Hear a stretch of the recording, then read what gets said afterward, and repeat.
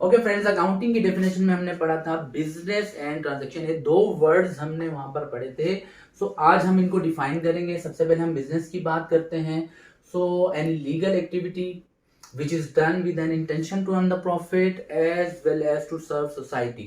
सो हर वो काम जो कि कानूनी दायराकार के अंदर हो और आप वो काम प्रॉफिट हासिल करने की नीयत से कर रहे हो और उस काम के करने से सोसाइटी को कोई बेनिफिट मिल रहा हो, आप सोसाइटी की किसी नीड को फुलफिल कर रहे हो, सोसाइटी को कोई आसानी पैदा कर रहे हो सोसाइटी के लिए, है तो वो बिजनेस कहलाता है। देन हमारे पास जो है वो है ट्रांजैक्शन। अब बिजनेस में हम एक्टिविटीज परफॉर्म करते हैं। एक्टिविटीज जो है वो दो तरह की होती हैं, number one event and number two is transaction. So event क्या होता है कि हम जब कोई ऐसी एक्टिविटी परफॉर्म करते हैं जिसके अंदर कोई मॉनेटरी वैल्यू शामिल नहीं होती, वैल्यूज का एक्सचेंज नहीं होता, तो वो इवेंट कहलाता है। दूसरी तरफ ट्रांजैक्शन होती है जिसमें एक्सचेंज ऑफ वैल्यू जो है होता है, जिसमें हम कोई ना कोई मॉनेटरी वैल्यूज का तबादला कर रहे होते हैं, एक्सचेंज कर रहे होते हैं, वो ट्रांजैक्शन कहलाती है।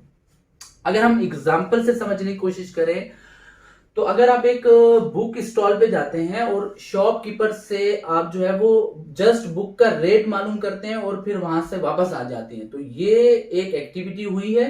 बट इस एक्टिविटी में ना तो आपने शॉपकीपर को कोई वैल्यू दी है और ना ही शॉपकीपर ने आपको कोई वैल्यू दी है, तो यहाँ पर एक्सचेंज ऑफ वैल्यूज नहीं हुआ और इसे हम रिकॉर्ड नहीं करते।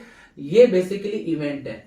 और अगर हम दोबारा बुक स्टॉल पे जाते हैं और इस बार जो है हम शॉपकीपर से वो बुक परचेज कर लेते हैं और उसको जो है उस बुक के पैसे दे देते हैं, तो यहां पर जो है अभी एक ट्रांजैक्शन हुई है, क्योंकि यहां पर एक्सचेंज ऑफ वैल्यू हुआ है। आपने एक वैल्यू मनी जो है वो शॉपकीपर को दी है और शॉपकीपर से एक वैल्यू बुक जो है वो उससे ले ली है।